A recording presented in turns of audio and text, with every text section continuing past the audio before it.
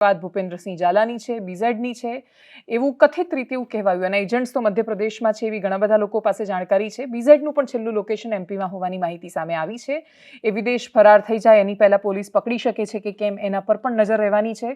હું નથી માનતી કે સીઆઈડી ક્રાઇમ ઇન્ટેલિજન્સ એટલું એમનાથી દૂર હોય કે એમને અત્યાર સુધી ન ખબર પડી હોય કે બીઝેડ ક્યાં છે. એટલે બીઝેડ ભૂગર્ભમાં છે, પણ એવી જગ્યાએ નથી જ્યાં ગુજરાત પોલીસના હાથ ન પહોંચી શકે. એટલે એ પગેરું તો એમના સુધી પહોંચી જ ગયું હશે. ક્યાં સુધીમાં એ ત્યાં પહોંચે છે અને લઈને આવે છે બીઝેડ, એના પર નજર રહેશે. બીઝેડના જવાથી બહુ બધાના પાયા હલી ગયા છે. અચાનક જે રાજનેતાઓ મારો ભાઈ કરતા હતા એ બધા ગાયબ થઈ ગયા છે. બીઝેડ બનવા પાછળના બહુ જ બધા રીઝનમાંથી એક જે ફોમોની આપણે વાત કરી હતી, ફિયર ઓફ મિસિંગ આઉટ. એમ એવું લાગે કે બધા કરોડપતિ થઈ ગયા અને અમે રહી ગયા. હ્યુમન ઇમોશન્સ કે બધા આગળ જાય તો ચાલે પણ મારો કાકાનો છોકરો આગળ ન જવો જોઈએ. એટલે એ આંતરિક પરિવારની ઈર્ષ્યા અથવા જે પણ ગણો તમે, એનો એમણે લાભ ઉઠાવ્યો. શિક્ષકોને મેદાને ઉતાર્યા. ભાઈ તમે, બીજું સૌથી મોટી વાત, તમે જો કોઈને બનાવશો સભ્ય અથવા ટૂંકમાં એ ઇન્વેસ્ટ કરશે તો તમને કમિશન મળશે. એ રીતે એજન્ટો વધારતા ગયા, હજારો માણસ પૈસા રોકતા ગયા, નેતાઓને મજા આવવા માંડી. નેતાઓ કહેવા માંડ્યા, હા ભૂપેન્દ્રસિંહ બીઝેડનો તો વટ છે, બીઝેડનો વટ. એ બધા નેતાઓ હાથ ઊંચા કરી દીધા. એટલે ત્યાં ભારતીય જનતા પાર્ટીના પ્રમુખ છે, જિલ્લા પ્રમુખ કનુભાઈ પટેલ, એમણે તો આમ લિટરલી હાથ ઊંચા કરીને કહ્યું, ભાઈ આ અમારો નેતા નથી, એમ તો કોઈ પણ સદસ્ય હોઈ શકે. શું કોઈ પણ સદસ્ય માટે ભારતીય જનતા પાર્ટીના પ્રદેશ અધ્યક્ષ બોલાવે છે એમને સ્ટેજ પર?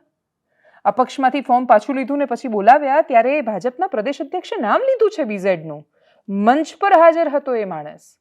બીઝેડે જ્યારે ગ્રોમોર સ્કૂલ ખરીદી અને પછી BZ education, global education campus launch થઈ રહ્યું હતું ત્યારે આમંત્રણ પત્રિકા જોઈ છે. એ આમંત્રણ પત્રિકામાં કોના કોના નામ હતા, કોણ કોણ હતું એ મંચ પર હાજર હતું? શું ભારતીય જનતા પાર્ટીના મંત્રી જે સરકારમાંથી ચૂંટાઈને આવ્યા હોય, ધારાસભ્ય બન્યા હોય અને મંત્રી બન્યા હોય, એ ભીખુસિંહ પરમાર એમને ત્યાં બેઠેલા હતા મંચ પર? સ્થાનિક કયા નેતા એવા છે કે જે એમને ત્યાં નહોતા? બધા જ તો લોકો છે કે જે એમની આસપાસ વેંટળાયેલા હતા. એટલે એમને કોઈ પણ સદસ્યના ત્યાં આવે છે? તો એવા તો બિચારા કેટલાય સદસ્યો છે ભાજપના કે જે આખી જિંદગી મરી ગયા કાર્યકર્તાઓ કામ કરીને. કોઈને કોઈ નેતાઓએ એન્ટરટેન નથી કર્યા. એ તો પૂછો સચિવાલયમાં ધક્કા ખાતા કાર્યકર્તાઓને. ગામમાં લોકો પકડે કે ભાઈ તું ભાજપનો નેતા છે ને, ચાલ અમારું આ કામ કરાવી આપ. એ લઈને આવે, પેલા મંત્રી ઓળખે નહીં. ક્યાંથી ઓળખે? કેટલા બધા સદસ્યો છે, કયા કામ થાય? બીઝેડ ના થઈ જાય. એ સામાન્ય સદસ્ય નહોતો, એ રૂપિયાવાળો માણસ હતો. તમારો કયો કાર્યકર્તા છે કે જે એવું કહેતો હોય કે મારે અમિત શાહ સાથે ઓળખાણ છે? કે કોનો એવો માણસ છે કે જે એવું ખુલ્લેઆમ કહેતો હોય કે જય શાહ છે તો આપણા પાક્કા ભાઈબંધ સાહેબના જીગરી? એ જીગરી છે કે નહીં અલગ વિષય છે, પણ એવી વાતો કરી શકે છે ત્યાં કેમ કે તમે એને એ પ્લેટફોર્મ આપી દીધું છે, સતત આપ્યું છે. એ મોટા ભાગના, એટલે ભારતીય જનતા પાર્ટીના ખાસ્સા બધા કાર્યક્રમોમાં આગળના સોફા પર બેઠેલા બીઝેડ છે. એવા કેટલા બધા વિડીયો છે. એટલે ભારતીય જનતા પાર્ટી આવીને અમારી સરકારે તપાસ કરી છે એવું કહેવાની જગ્યાએ જો એવા હાથ ઊંચા કરી લે કે ભાઈ અમારો સદસ્ય બન્યો હોય બાકી અમે નથી ઓળખતા, તો તમે એવું જુઠ્ઠું બોલી રહ્યા છો જે આખી દુનિયાને દેખાઈ રહ્યું છે. આ કેવી રીતે બોલશો તમે? સોશિયલ મીડિયાનો જમાનો છે, ઇરેઝ નથી થઈ શકતું. એ ડિલીટ કરશે ત્યાં સુધીમાં સ્ક્રીનશોટ પડી ગયા છે. હું અત્યારે આ બોલી, કાલે ના નથી પાડી શકવાની કે હું આવું નહોતી બોલી. નથી છટકી શકાતું. આ હજી જે લોકો ન સમજ્યા હોય એ લોકો સમજી જાઓ કે તમે યાદ રાખો તમે કોનો પ્રચાર પ્રસાર કરી રહ્યા છો. તમને ખબર છે કે ઇલીગલ છે ને તોય તમે કરતા હોય તો એનાથી મોટું પાપ તમે શું કરી રહ્યા છો? છતાં એ તો તમારે ચોરી કરીને પૈસા લાવો એમાં બધા ભાગીદાર હોય. ચોરીનો આરોપ જ્યારે આવે ત્યારે કોઈ માથા પર ન લે. એટલે વાલિયા લૂંટારાની વાલ્મીકી બન્યાની કથા સાંભળી છે ને, કે જ્યારે લૂંટીને આવતા ત્યારે પત્ની બાળકોને બધા ખાતાને જલસા કરતા, પણ પછી પાપ વેચવા માટે આવે ત્યારે કોઈ ના હોય એ પાપ તારું જ, મેં થોડું કહ્યું હતું તને આ કરવાનું. તો આ જ છે સમાજ. એટલે બીઝેડ પણ કદાચ જ્યાં હશે ત્યાં મોબાઈલ તો હશે જ, એટલા બધું જોઈ પણ રહ્યા હશે એ શું થઈ રહ્યું છે. ઇન્ટરેસ્ટિંગ એક ન્યૂઝ એ પણ હતા કે એક ક્રિકેટર હતા જેમણે 25 કરોડ રૂપિયા રોક્યા હતા. એટલે વિચારો તમે, ભારતીય ઇન્ડિયન ટીમના ક્રિકેટર 25 કરોડ રૂપિયા રોક્યા પછી તો જો કે એમણે કાઢી પણ લીધા, એટલે એમના નથી ડૂબ્યા. ઘણા બધા શાણા માણસો છે કે જેમણે સમય જોતા એમને જેવી ખબર પડી, ભાન પડી એટલે પૈસા કાઢી લીધા, પણ જેણે નથી કાઢ્યા એ ફસાયા છે. એ લોકોના રૂપિયા કરતાં બહુ મોટી ચિંતાનો વિષય એ 4500 બાળકોના ભવિષ્યનો છે જે ગ્રોમોરમાં ભણી રહ્યા છે. એ શાળામાં ભણતા બાળકોનો છે જે ભૂપેન્દ્રસિંહ ઝાલાની સ્કૂલ છે. કેમ કે ભૂપેન્દ્રસિંહની કોઈ પણ કંપનીમાં બીજા કોઈ એવા વ્યક્તિઓ નથી કે જે પાર્ટનર હોય અને એ ત્યાં હાજર હોય. ભૂપેન્દ્રસિંહ ઝાલા, પરબતસિંહ ઝાલા, ભૂપેન્દ્રસિંહ ઝાલા, પરબતસિંહ ઝાલા, આ જ નામથી રજીસ્ટર થયેલું છે બધું જ. અને એટલે હવે ભૂપેન્દ્રસિંહ ન હોય તો એમનો કાર્યભાર સંભાળી શકે એવું કોઈ જ માણસ હાજર નથી.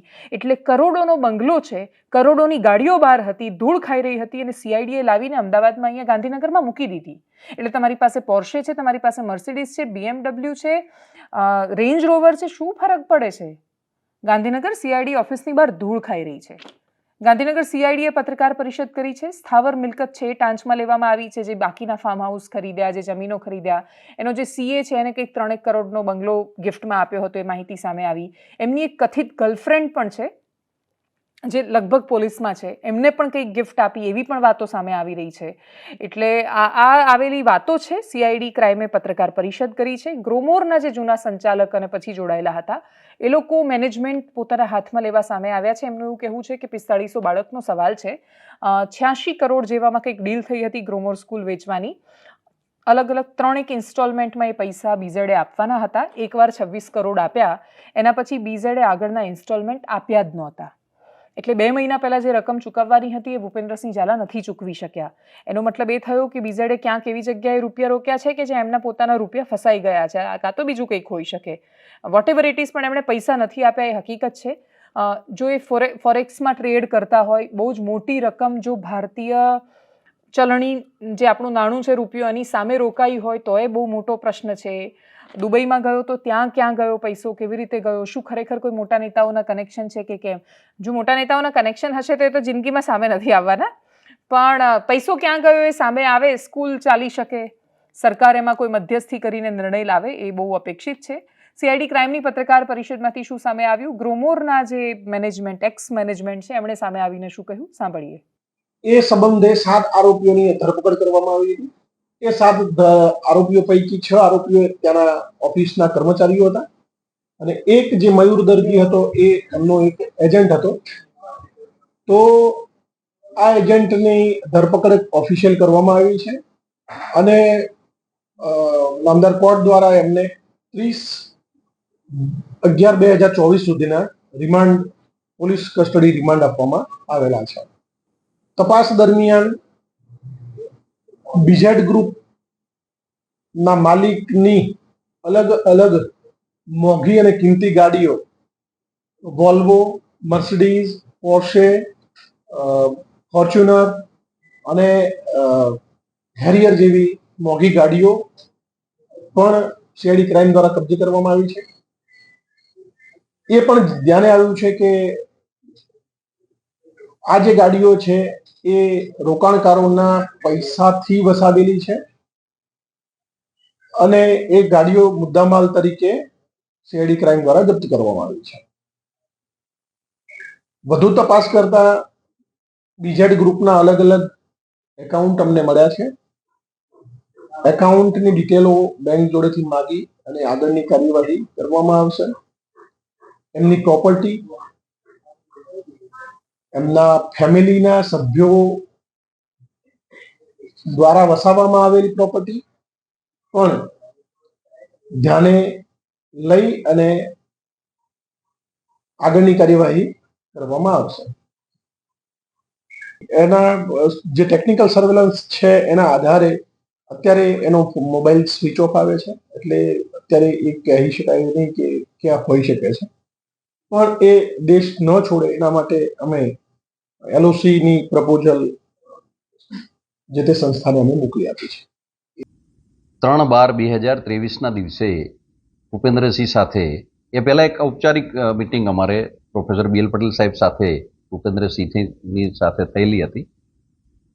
મૂળ અમારું ગ્રોમર ફાઉન્ડેશન ટ્રસ્ટનો એક ઉદ્દેશ એવો હોય કે વિદ્યાર્થીઓનું ભવિષ્ય, સાબરકાંઠાની અંદર આ સંસ્થા બનાવવાનો મુખ્ય ઉદ્દેશ જ એ હતો કે આ આપણી જન્મભૂમિ છે, કર્મભૂમિ છે, એટલે અહીંના વિદ્યાર્થીઓને એક સારી સંસ્થાનો લાભ મળે. સમય સાથે 17 વર્ષના એક સમયગાળા પછી ગ્રોમોર એક વટવૃક્ષ બનેલું. સમય સાથે અમારા ટ્રસ્ટ મંડળની અંદર કે જે મોટાભાગના મુંબઈથી આવેલા હતા, દરેકના વિષય એવા હતા કે ભાઈ હવે આપણે ગ્રોમોરના એક રિધમ મોડની અંદર, એક ઓટો મોડની અંદર આવ્યા પછી ફરીથી મુંબઈ જઈએ. એવા સંજોગોમાં ટ્રસ્ટ મંડળ સંચાલકો એવું નક્કી કર્યું કે ભાઈ કોઈ યોગ્ય વ્યક્તિ આને ચલાવવાવાળો મળતો હોય તો આપણે આ સંસ્થાને ચેન્જ ઓફ મેનેજમેન્ટની અંદર એન્ટર કરી અને આ સંસ્થા કોઈ યોગ્ય વ્યક્તિ ચલાવે એ આશા સાથે જ એની સામે ભૂપેન્દ્રસિંહની એ વખતની એક આપણી એની ઇમેજ એક વેપારી તરીકેની, એક ફાઇનાન્શિયલ મજબૂત વ્યક્તિ તરીકેની હતી.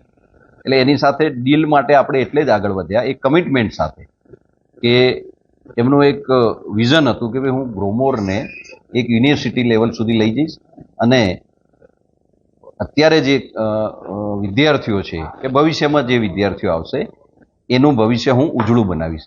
એ ઉદ્દેશ સાથે જ અમે એની સાથે એ ડીલ કરી 81 કરોડ અને 50 લાખની અંદર અમે આ ડીલ ફાઇનલ કરેલી હતી. પહેલો હપ્તો 26 કરોડનો એને 1 થી 1.5 મહિનાની અંદર ચૂક્યો. મે મહિનાની અંદર બીજા 26 કરોડનો જે હપ્તો એ અમને ચૂકવી ન શક્યો અને સ્ટીલ ટુડે આજ સુધી એ હપ્તો અમને ન ચૂકવી શક્યો. એ સમયગાળા દરમિયાન અમે અનેકવિધ પ્રયત્નો એને મળવાના કરેલા, પણ હવે કોઈ સમયગાળા દરમિયાન એ મળે ક્યારેક ન મળે, એમનાથી વાત થાય ન થાય એવા ઘણા વિષયો આવ્યા. પણ એ સમયે પણ અમે એના અગેન્સ્ટ કોઈ એક્શન મોડમાં એટલા માટે ન ગયા કે આ એક શૈક્ષણિક સંસ્થા છે, વિદ્યાર્થીઓના ભવિષ્ય સાથેની સંસ્થા જોડાયેલી હોય એ વખતે અમે કોઈ એક્શન લઈએ તો એની અસર સીધી જ વિદ્યાર્થીઓ ઉપર પડે એવું અમારે નહોતું કરવું.